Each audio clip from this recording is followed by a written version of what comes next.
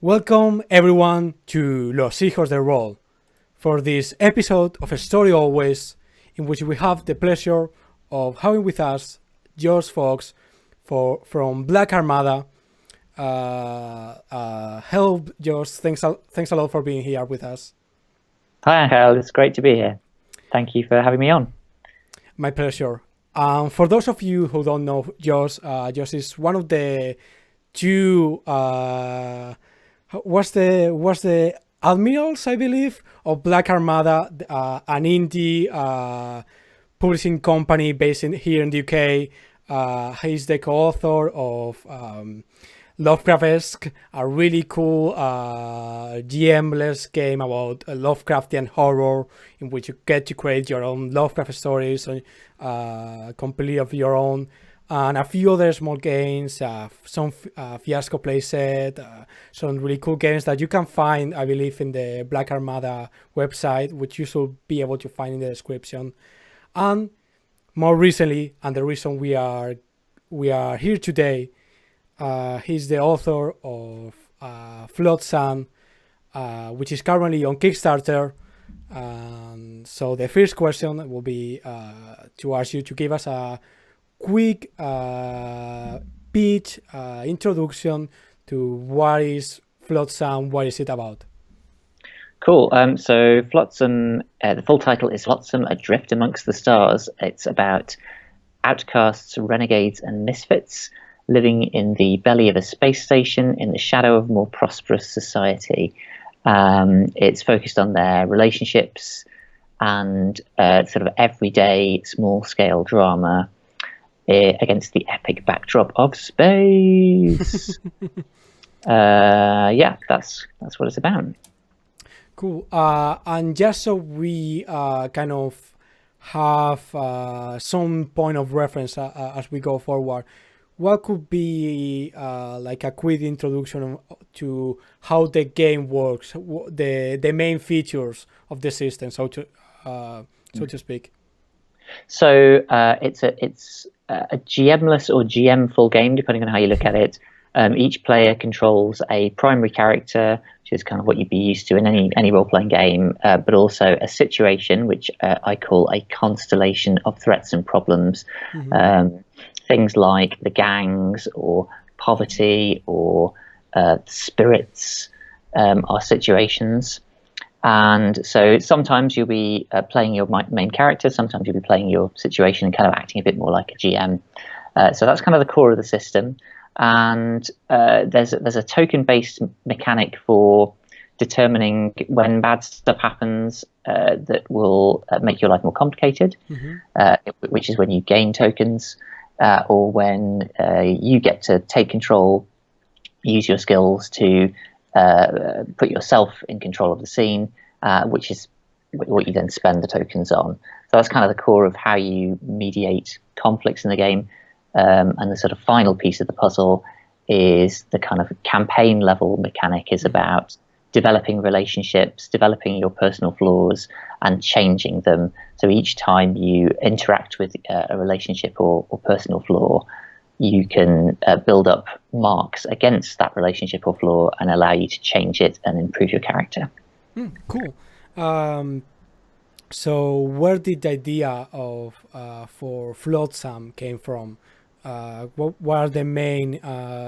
What is your inspiration for the game? What are the main inspirations in terms of like media, movie series, other games, personal experience, that kind of stuff? Sure. So there isn't like a single piece of media that I would point to. I'm a big fan of all sorts of space-based fiction. I like Battlestar Galactica a lot. I quite like Babylon 5, Deep Space Nine, but none of those really quite hit on what I'm trying to do here, because they're about the high ups, the kind of the senior people who run the thing, and Flotsam is about the people who have to watch as the high ups make their decisions and shape their lives, effectively pretty powerless. So I guess the answer is that I just think space stations are cool. I wanted to explore those kinds of stories, and I thought this would be a cool, it's a good thing about a space station, you can't go anywhere really, so it provides that neat, focused social context for all these interactions to happen without worrying about someone just deciding to disappear off over the mountains or whatever. In terms of games, the inspirations are Dream Askew. Really big influence on the game. I basically decided to create it after playing Dream Askew with my friends and just finding it such an amazingly cool game. Just probably my favourite game I've ever played, and wanted to take that and do some more stuff with it. I've incorporated elements or inspiration from Hill Folk, which I kind of liked but didn't quite work for me the way I wanted it to. And from Archipelago, which is another game that I really, really liked, but which didn't quite work for my gaming group. So it's all about kind of taking things that I love and making them work for the people I role play with. Like you don't need to buy the game; it's for me really to play with my friends. But I hope you like it anyway. One thing that I really found interesting about the game and initially caught my attention was this focus on let's say the outcasts of society, people who normally in those TV shows you were talking about would be on the background and they will get like one line every so often, but who will not normally see as protagonists. Why? What did you find interesting about exploring these kind of stories and this kind of characters? And why do you think it's important that we do? So I kind of started off going down this path really because I wanted stories that were about people's everyday lives. I wanted stories that would focus on people's relationships and that wouldn't get dragged away by epic events and trying to kind of solve the plot. I think, if you look at a show like The Expanse, which is another show I could have mentioned, by the way, in the inspirations, if you look at The Expanse, it kind of starts out being about these kind of ordinary people's lives, ordinary-ish, trying to kind of make their way in the world, and you see glimpses of the unions and all of the stuff that's going on with the Belters. That's really interesting. That's really grabby stuff.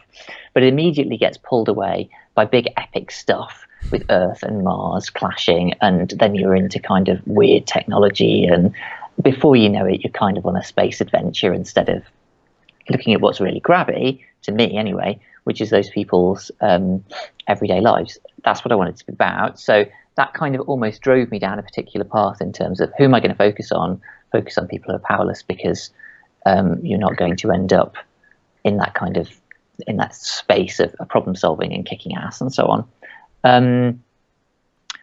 And I guess having kind of driven myself to that place, I've then found myself more and more fascinated by kind of elaborating on that theme and understanding what interesting stories can we get from people who are living with poverty, from people who are living in the shadow of this oppressive society.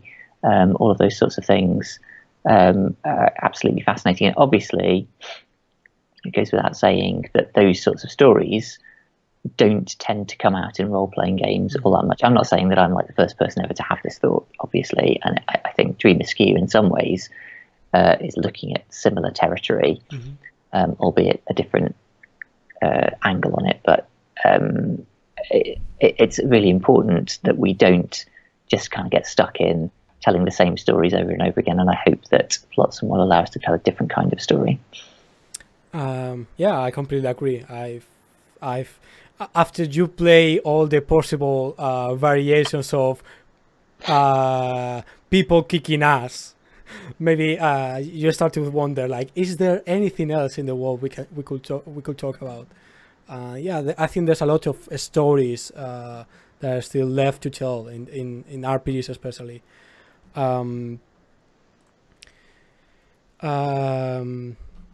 One thing that is for me really interesting is that, as you said, these people, the protagonists, are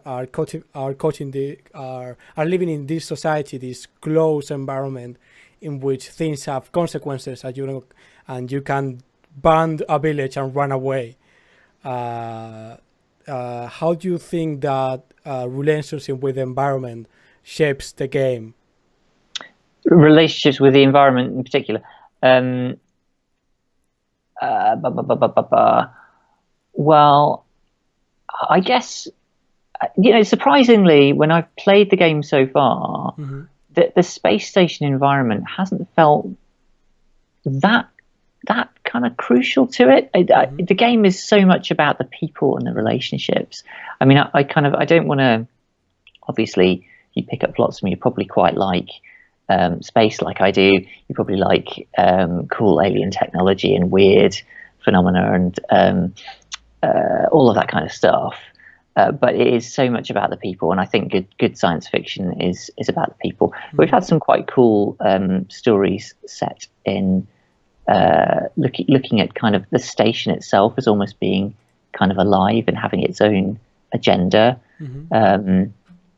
I've certainly run stories where the station predated the current occupants, and you get to kind of interact with something much older than the current human occupants, ancient technology, that kind of thing. So that's really it just adds a little different slant on the particular story you're telling. And I think that's one of the things I want to kind of emphasize about the game is it gives you the components to kind of choose what kind of science fiction show you want to tell. Are you going to go down the road of something very kind of straight down the line, this is about poverty and social issues, or are you going to throw in a bit of alien stuff? Are you going to throw in a bit of supernatural stuff? Are you going to maybe focus on the oppressive government of the above? What you get to choose what the particular slant you put on it is.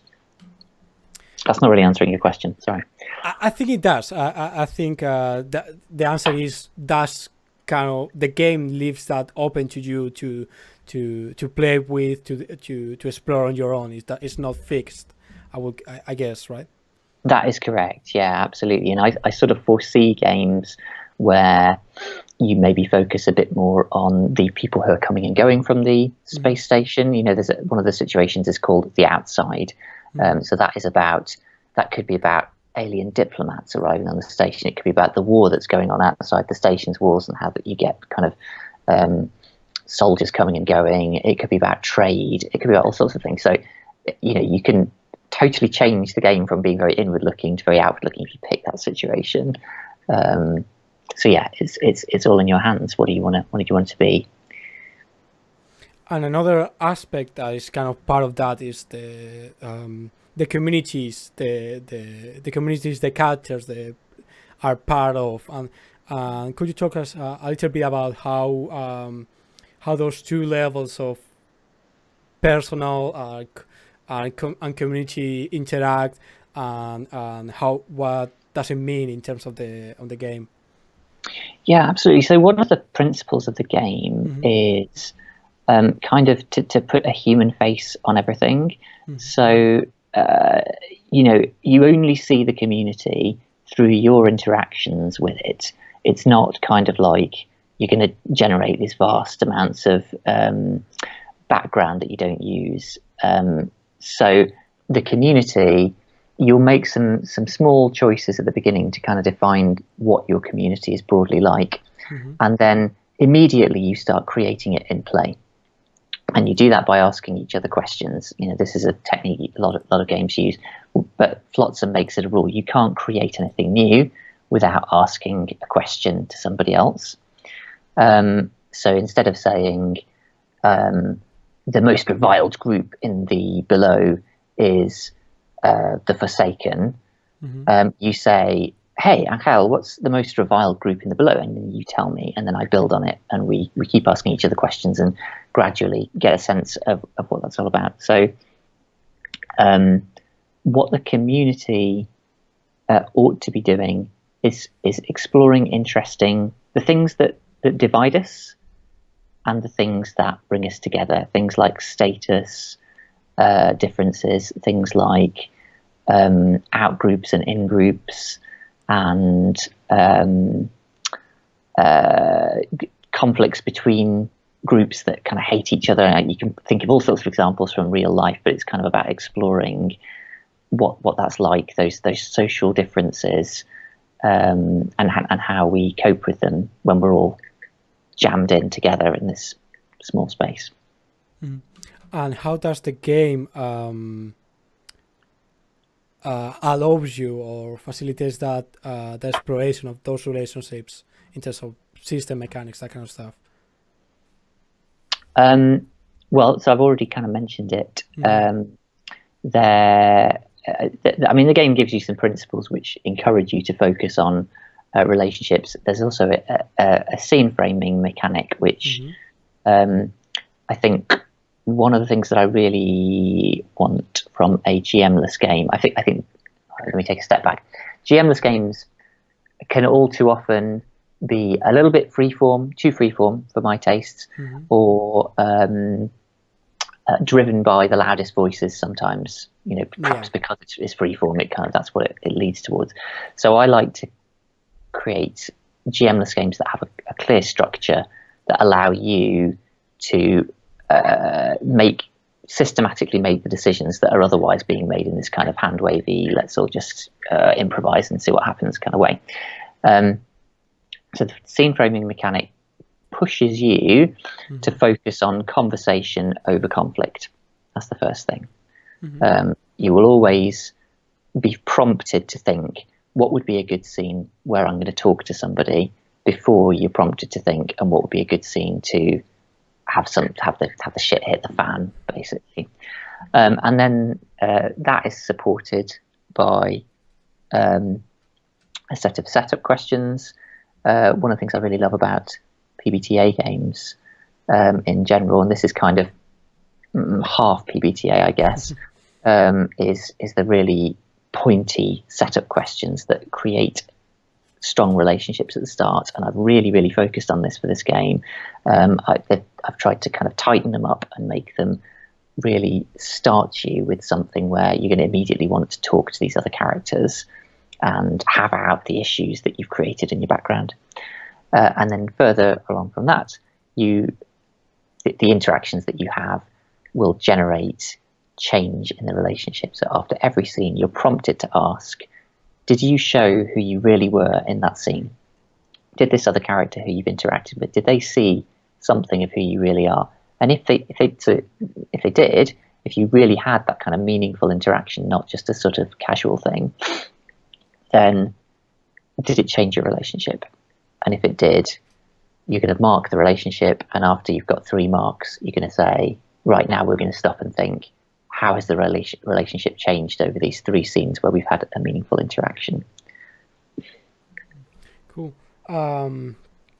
Yeah, I really like that part of framing a scenes not with a conflict in mind already, but a conversation that could turn into a conflict if it comes out naturally. I think that's maybe something that was common for a while, that go from conflict to conflict and kind of leave everything else out. And I think that's really cool. That I like that kind of build up of the scenes.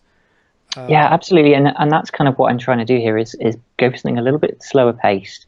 But obviously, Flotsam, the title Flotsam partly just refers to the fact that we're talking about characters who've been washed up, but it also makes me think of things that drift. And what the system tries to do is let you have a story that kind of drifts under its own momentum. It's like a Ouija board. Like, no one person is steering it. It gradually heads in its own direction. You find out where it's heading, and everybody gets the surprise of seeing where it's going to wash up. I want to take the opportunity to remind the spectators that if they have any question at any moment, they are free to ask it on the chat. And in the meantime, one thing that I'd be really interested to know your opinion on is in this game we are dealing with we are following cultures that, as you say, are marginalized, are outcasts, are living in a society that is on the outskirts or a more prosperous one. How does your game frame those people and their stories, and what do you try to say about them, about their lives, about their struggles? Well, so each character will have their own kind of story about how they ended up here. And again, some kind of pointy history questions to kind of say, well, what's going on in your life? What is your struggle? You know, what's going on for you? And then, I mean, I guess it's kind of, I do leave it up to you quite a bit.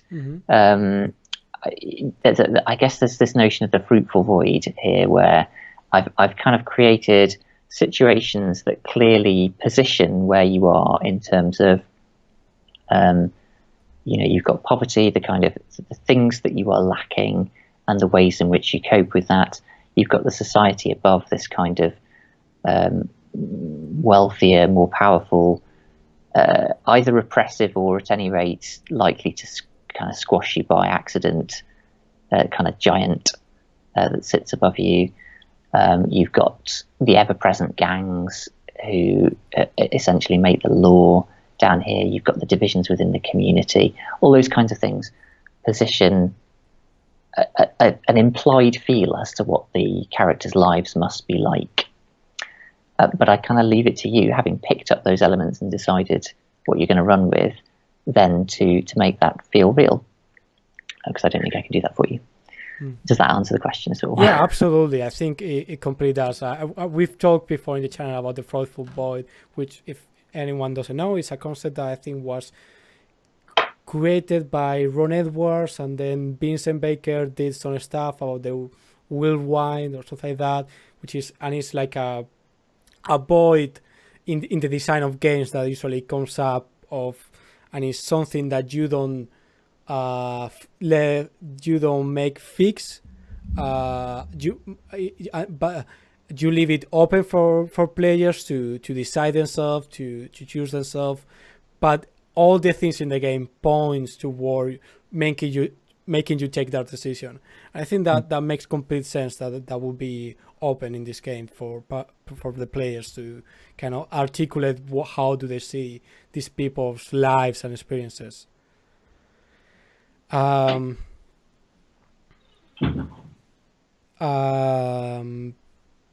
Since we're talking about the system so much, one of the things I wanted to ask you is, why did you decide to make the game GMless or GM full, and how do you think it helps your goals with the game? Okay, so I guess so far my mission as a game designer really is to build cool GMless games, because I love games with a GM. I'm not going to say that I don't like them, because I do, but some of my most fulfilling experiences in role-playing have been where everyone is contributing to everything. Everyone is contributing to every aspect of play, and we're all firing on all cylinders all the time. I like it. I don't want to play a game where some people are kind of just sitting back and going to sleep, or maybe they're watching really engaged, but they're not really taking part. What my aim for Flotsam is for everyone to always feel like I could step in and intervene at any moment. So we're all participating fully all the time. Even if you're not saying anything, you're kind of waiting, you're watching, and you're maybe ready to jump in with something. That's kind of just something that really excites me about role-playing. That's what, to me, the unique selling point of role-playing is that we're all creating something together.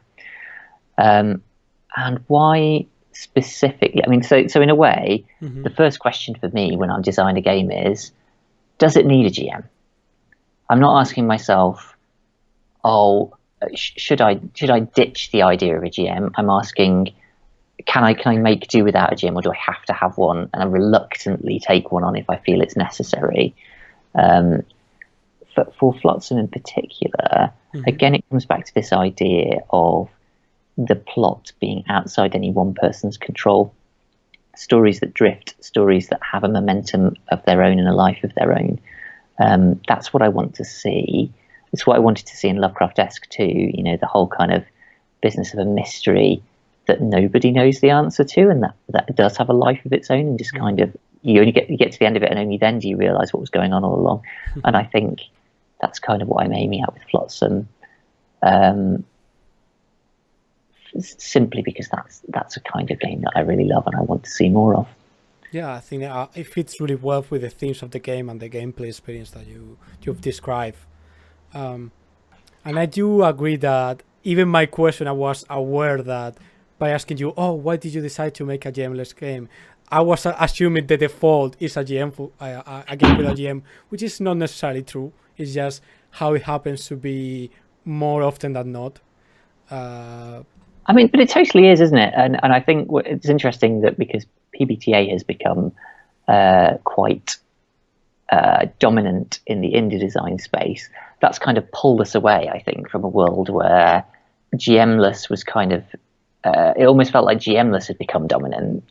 People were tending to default towards GMless play, and you know, that was kind of exciting to me. That felt like indie role playing is doing something completely different from everywhere else. And PbtA, I love PbtA. I'm not criticizing PbtA because most of the games I play are PbtA. I have a shelf full of the things. I'm writing a PbtA game at the moment. So I do love all that stuff.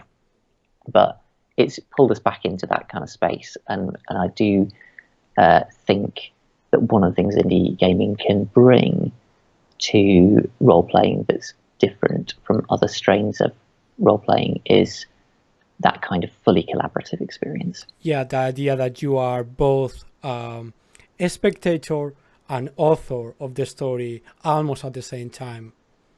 Exactly. And yeah, you're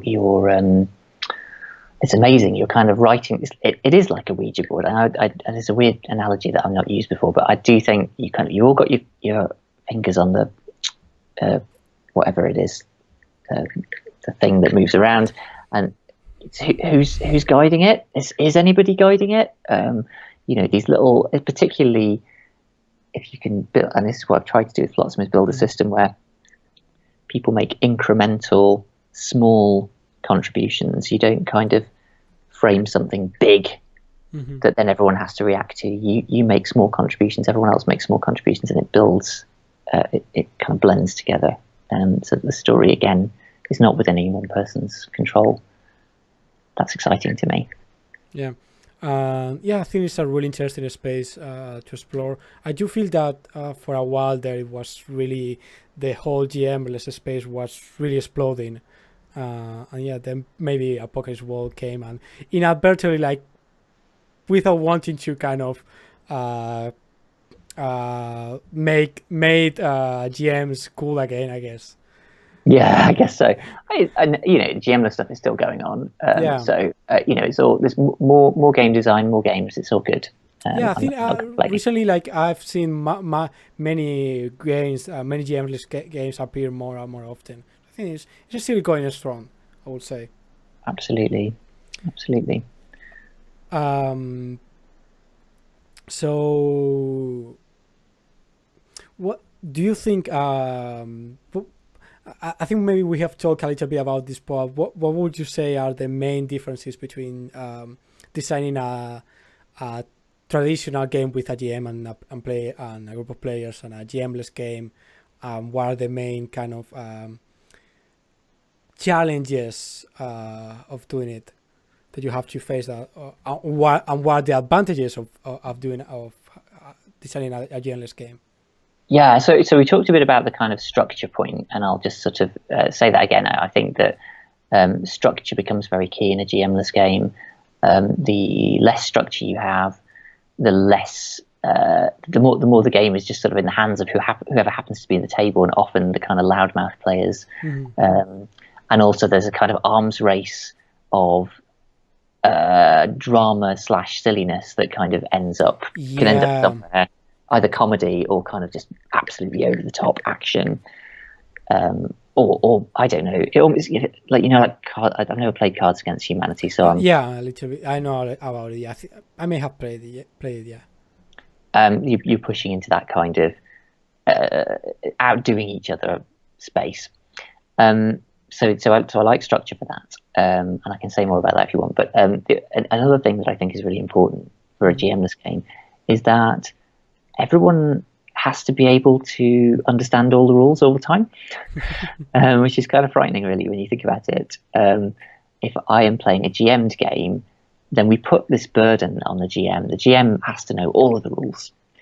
And when you do something, whether it's in a trad game, OSR, PbtA, whatever, the GM's going to tell you what dice you need to roll, what stats you're going to need most of the time. I think kind of Blaze in the Dark tries to push a little bit out of that space. But the very existence of a GM, in my experience, leads people to expect that to tell you what the rules are. It's very, very difficult. I've played Blaze in the Dark, and I've never succeeded in getting people to really kind of own that job of making decisions about the rules themselves, because, you're the GM, you know the rules, you tell me. Yeah, and it's funny because even if the game doesn't tell you anywhere that you as the GM are supposed to know everything about the rules, there's kind of this cultural predisposition to expect it so, and just like the figure of having that person with a different position, which it doesn't necessarily have to be above the others, but it's different. Also, like makes you expect that it has certain effects on how you approach the game as well. So I think that's absolutely right. I think we live with an existing cultural expectation that's hard to break. I think the fact of there being an authority figure has that effect. But I think, like, quite simply, if there's one person who has to read the book, they've bought the book, they've planned the game, they've read through the rules, and there's no reason why anyone else would need to do that. That kind of creates a default where it's very easy.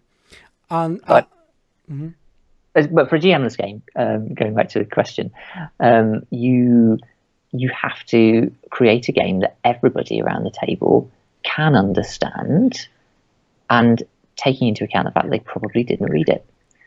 You're not going to get 3 or 4 people to all read your rule book, probably. I'd love it if they did, but realistically, I'm expecting one person comes to the table having read it. So that person has to then be able to teach how the game works in sufficient detail that everyone can do their thing, but without effectively reading the entire rulebook out to them. Mm-hmm. And that creates 2 challenges. One is kind of simplicity, just creating a game where that does the things that you want it to do without being totally freeform, but while being simple enough that it can be taught really quickly. And so it's the lowest common denominator person at the table, the person who's paying the least attention, can grok it.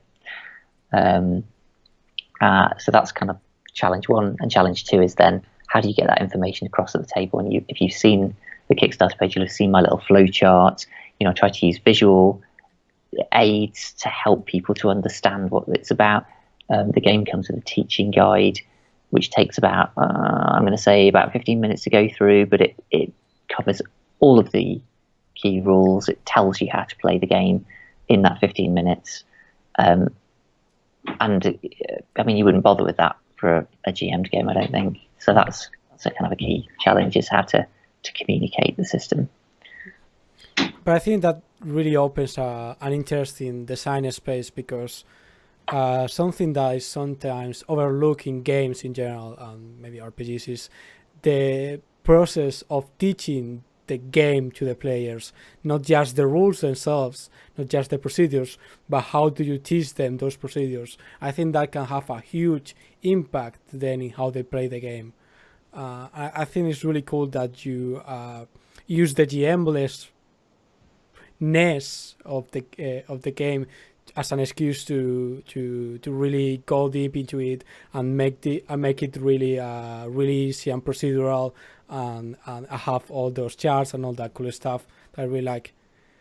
I think a particular challenge with Flotsam is it is kind of freeform. You know, it's not like with Lovecraftesque is absolutely a by the numbers kind of game. You know, you go through a series of scenes which are very focused, leading up to a particular ending, and so it's hyper structured. It's really structured, and Flotsam, that it has these structured loops that drive each scene, but it is freeform in the way that, you know, Apocalypse World is freeform. Anything could happen in a scene. You haven't got particular types of scene or anything like that, and that makes it harder because anybody can kind of step in and do anything. You know, I want my game to not be about epic conflict, but I can't stop you from suddenly declaring in the middle of the scene, you're all arrested by the Empire and taken away in one of their big star destroyers, and what are you going to do now? How are you going to escape? And suddenly we're in conflict with the fucking Empire instead of exploring our interpersonal relationships. So there's a kind of job to communicate not just what you do, but how you do it and what the kind of focus of the game is. And again, you know, I think you've observed it kind of comes through every aspect of the game. Is kind of tight, it just interwoven to everything that's written in the game is hopefully a sense of this is what this game is about. So don't go running off over there to have epic conflicts with the Empire. This is what the game's about, as well as being explicitly written down, of course. Yeah, but you don't necessarily you don't need a rule that says you can do you can take over the Empire or anything like that.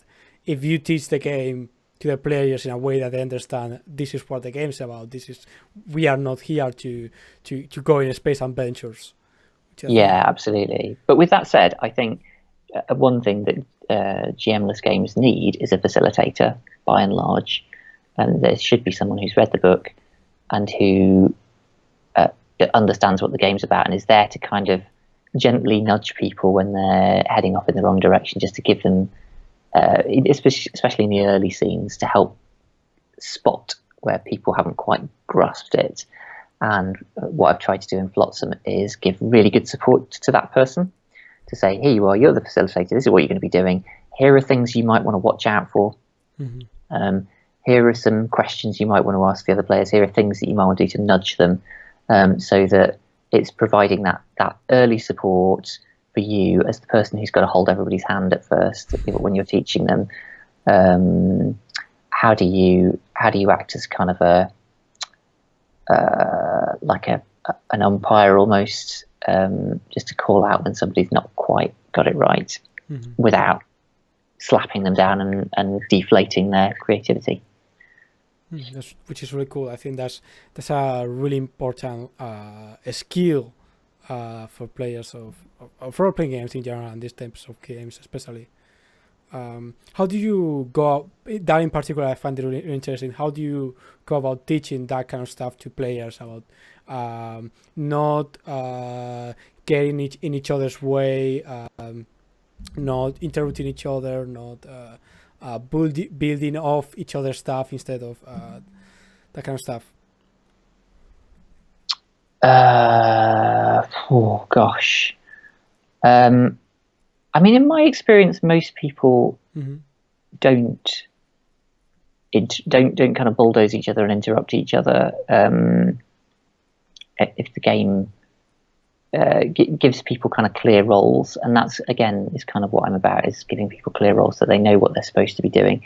I think the worst thing you can do in a GMless game is to have somebody sitting there going, well, I'm not quite sure what I'm supposed to do here, so zombies, you know.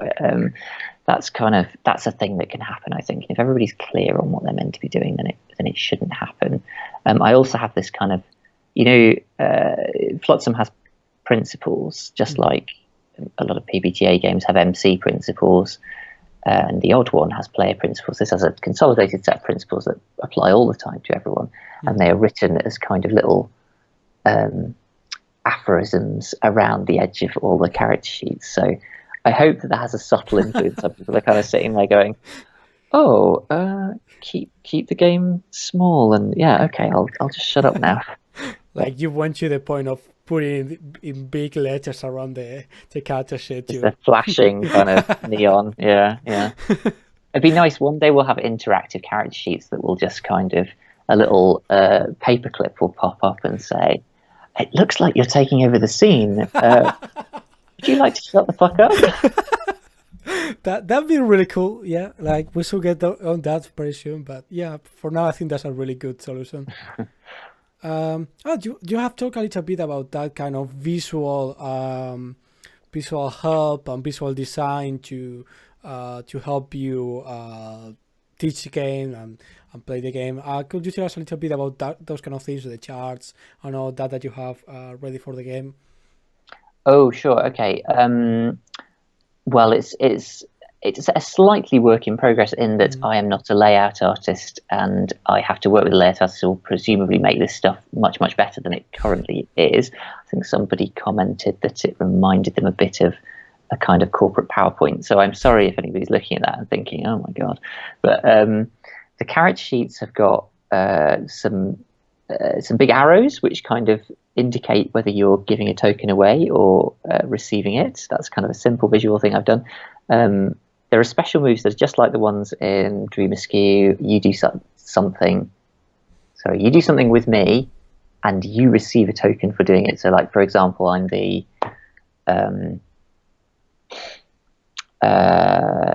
I'm the spider. The spider is a kind of trader and information broker. So if you do something to help hook me up with some sort of supply or vice versa, to be hooked up with something that I provide for you, then you get a token because you are reinforcing my role, right?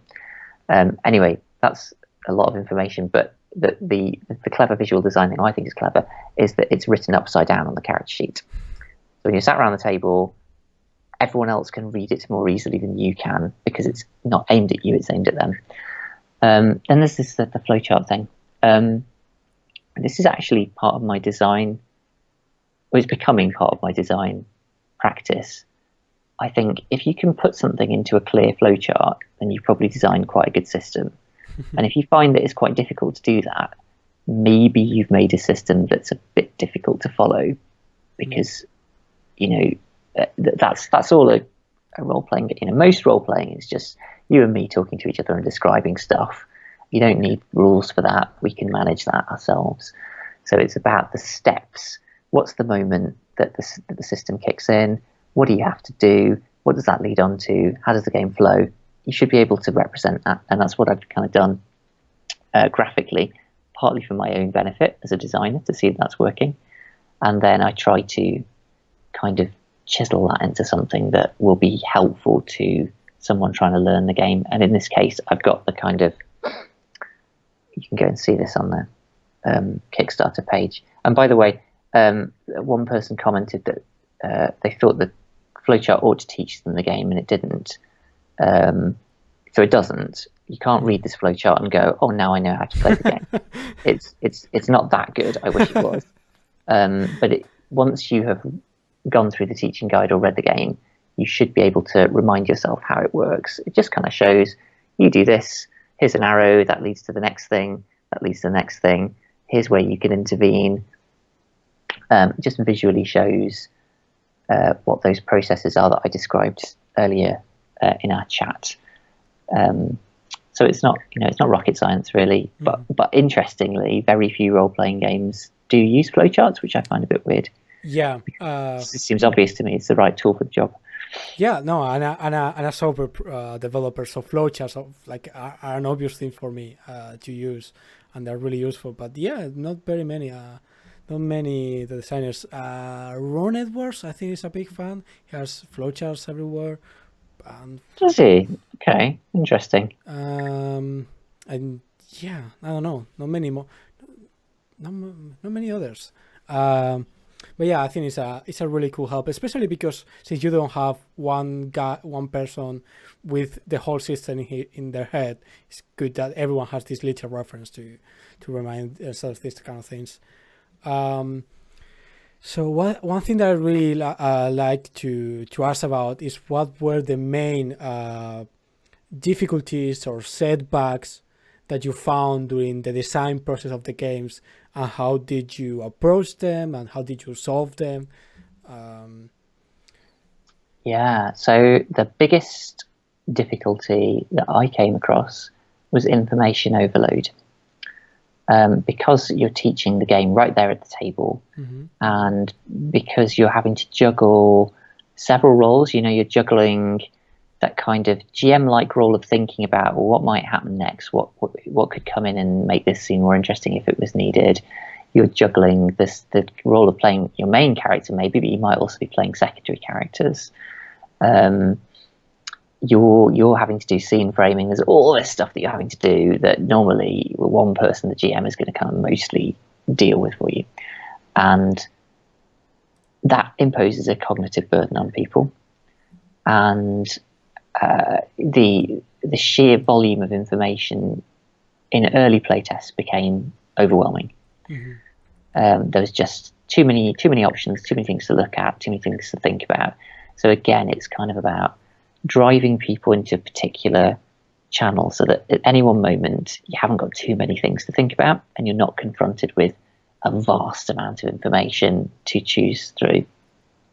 I think it's something as game designers we can get better at. There are too many games where you pick up a thing that's supposed to be a helpful crib sheet and instead it's overwhelming. I think Jason Morningstar is brilliant for this. Look at Night Witches. It actually has more moves than a lot of other games of its type, but they are carefully categorized. So you only have to look at one subset of them at a time, and any given subset is quite small, so you don't have to think too hard. You've not got too many choices to make. And my friend Ralph Lovegrove always reminds me of the rule of 6 plus or minus 2. I think it's 6 rather than 5, which is supposed to be the capacity of your short-term memory and your frontal lobe. It's what your frontal lobes can cope with. Yeah. If you've provided me with more than 8 pieces of information, you've gone too far. I can't cope. I'm not going to be able to manage that. So I'll have to ignore some of it, and your game presumably won't work the way it ought to. So it's simplicity. Yeah, I think Becky wrote an article about this when she was for the design of Bite Me, and how I think about not having too many moves at the same time, and she touched some of the same topics. That's definitely like a main thing, and some games can fall in that, especially in PbtA can fall in that thing of having a lot of moves all the time, and you cannot possibly remember all of them. It's just super tempting. I mean, I'm writing a PbtA game at the moment, like a more traditional PbtA game than Flotsam, and it is just so tempting to put more and more moves in. It's just so many things that you want to do with your game. You think, oh, people should be able to do this in my game, and before you know it, it's just impossible. You're having to shrink the font size down to fit it on your reference sheet. You've gone wrong when you're having to do that. Yeah, I think that most of the design process of Monster Hearts 2 was taking out unnecessary things, and I think that shows the importance of that kind of stuff. I think that should be the game design process for every game. It's just there's always stuff that you can take out. Keep taking it out until you reach something that you really can't do without, and you're probably ready to really start cutting stuff then.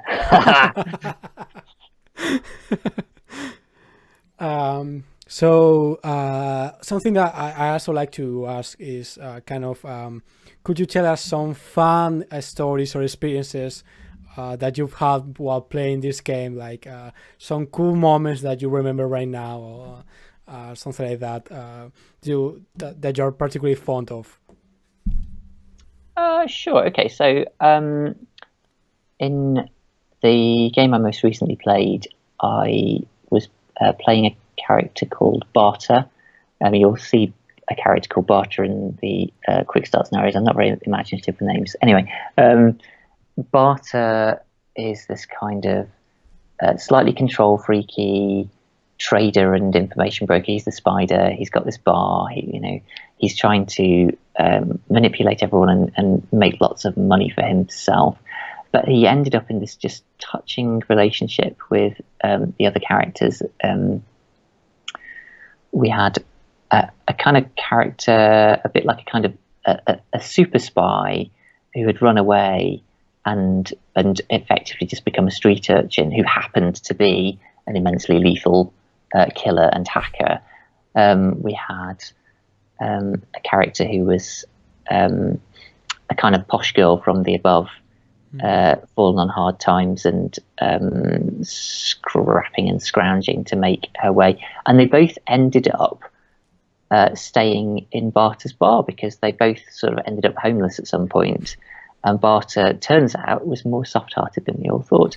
There's just this lovely period in which Barter ends up sleeping on his sofa while these two other characters are sleeping in his sumptuous double bed and hacking into the above's computers secretly using his computer system. It's just it's lovely little sort of, you find out that your characters are much nicer than you realised. I don't know. I think that's nice. Yeah, that's really cool. So to kind of finish things off, finishing things off, to talk about the Kickstarter like campaign itself. I know you have a few stretch goals in line, so I like to know a little bit more about them and what can we expect from them. Yeah. Okay. So we funded last Thursday, I want to say, for £7,000, which so we're now up to, I think we're cruising towards £9,000, something like that, which I guess is $12,000 or something like that. Very soon we will reach the stretch goal, which is at £9,400 for full colour art.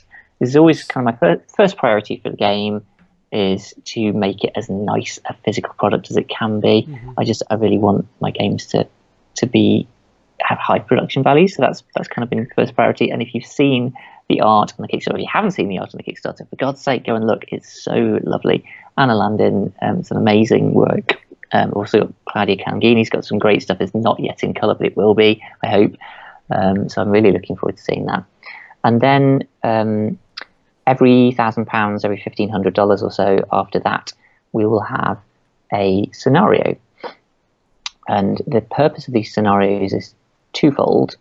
Firstly, to kind of instantly get you on the same page, so that you don't have to do all the work of creating a world. You can say, well, I want something that feels a bit like Babylon 5. Oh, well, there's Emily Kerbos's scenario, Gateway.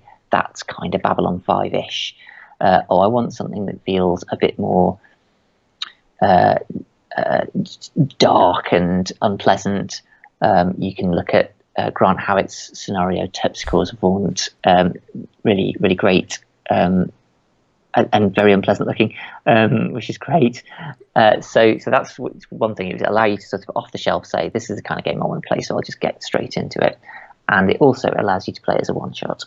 So I'm aware a lot of people like to play one-shots. It's a shame if the game can't cope with a one-shot.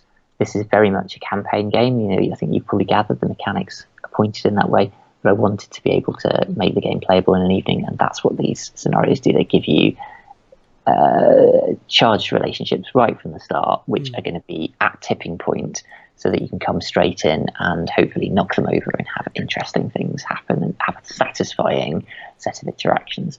So that's what's coming up. I've got so there's Emily Kerbos, fantastic scenario, and Grant Howitt, and then after that, if we get that far, is Mo Holkar, who's doing The Big Hot, which sounds like a very atmospheric station where the sweat sizzles on the streets because the cooling systems have failed. So you can go and check those out on the Kickstarter page. Yeah, I'm not surprised Mo will do something like that. I've actually played with him a few times, like some LARPs here in London, some immersive LARPs. So yeah, he's really great as well. So yeah, Mo is an old friend of mine. He's really great, and I'm really looking forward to seeing what he comes up with. yeah, I love to see all those scenarios come to life. They all look really cool. Um, and in terms of the kind of the timeline for the Kickstarter, once the campaign is funded and finished, how do you see kind of the delivery process, that kind of stuff? Okay, so I try to be horrendously conservative with my timelines. So I've told everybody you're not going to get the game till something like June next year, I think. I hope that will turn out to be an overestimate of how long it takes. What needs doing is the layout and the art, and then the printing. The game is ready. No doubt I'll make sort of small tweaks as people send me feedback, but I do not intend to rewrite the game or change anything major. There's obviously the writing of the scenarios if we get them. So I foresee it's kind of charging straight out of the gate to try and get that stuff done. Usually it's the art that takes the longest. That's kind of the constraining factor. So I'm hoping that we can get through that in a few months and hopefully have something in the new year for people to hold in their hands. Cool, nice. So yeah, I think to finish the interview, what would be one thing, one detail, one part of the system, one something from the setting, whatever, that you really, really love? Something, if this is a small thing that you're really excited about, that you think is really cool, and that is particularly unique, that you would like to tell people about? I would like to talk about the hybrid. It's one of the playbooks. It was kind of inspired by Anne Leckie, the Ancillary Justice books. I don't know if you've read. There it is. Nice.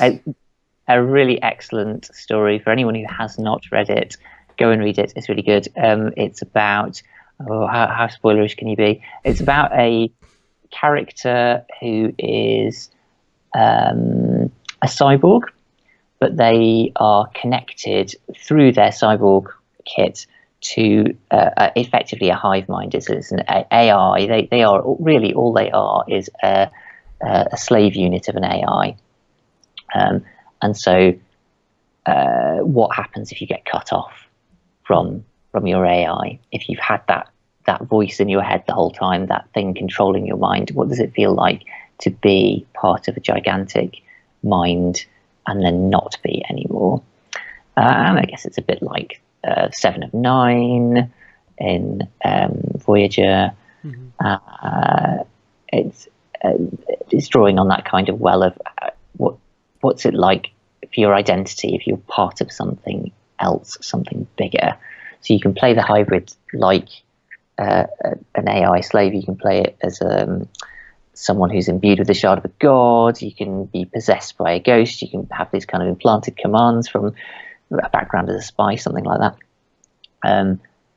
There's all sorts of things you can do with it. I think it's a really exciting playbook, and I love anything that plays with people's identity in that way. So that's what I'm excited about. Yeah, that sounds really cool. Really, really cool.